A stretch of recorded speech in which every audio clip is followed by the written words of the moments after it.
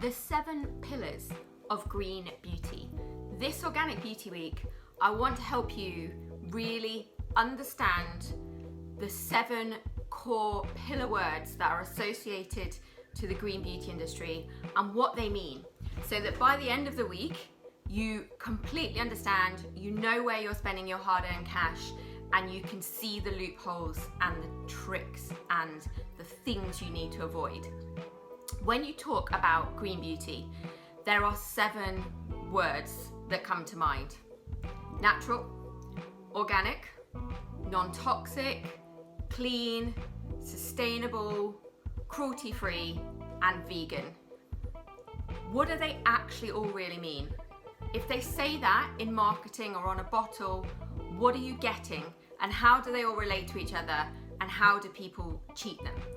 My career, the last 18 years of my life has been a journey, starting knee-deep in acrylic liquid, cosmeceuticals, tanning, the far extreme from the organic beauty industry.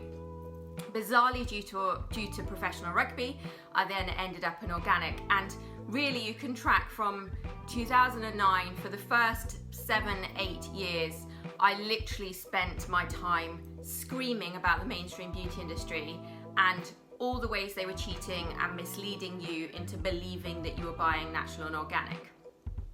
Fast forward, in the last couple of years, the boom for organic and natural from the consumer has gone like this, happily. But there has been a new element of this which really mystifies me, to be honest. And so I sit most days now mystified by mainstream cosmetics, but now also the green beauty market, which so many brands, there's been a plethora of new brands, which is amazing.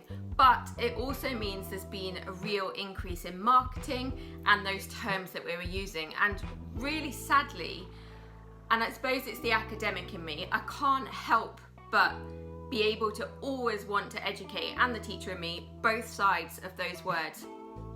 Both natural and mainstream industry are using them so frequently incorrectly. And ultimately now, the people like the green brands who set out to be doing good, I'm sure that in some ways we're also lying to the consumers as well. So really this is to take them and be able to make sure that you fully understand them. Like, don't get me wrong, the flip side, I sit in marketing meetings. I know that you have like 2-3 seconds when you're on social or when you're in a store to catch someone's eye and get them to really understand which sector of the beauty industry you're in. So I totally see how it happens. The real truth of this is that the 7 pillars of green beauty are not quick. They're not easy. They're not quick and easy to market. They need education, they need understanding, and thus if you're not really that bothered about your skincare, it's not for you. They need someone who cares and who wants to understand. And in reality, the best you can get currently is a brand and a skincare person or someone to listen to that you believe is being authentic, that is trying to tell the truth, that will give you both sides of the story. There are always 2 sides of the coin, and that is really doing the best they can. It sounds like a great recipe for a human as well, that one. So this week, look out, every day we're going to be taking a pillar of green beauty so that you really understand what they are.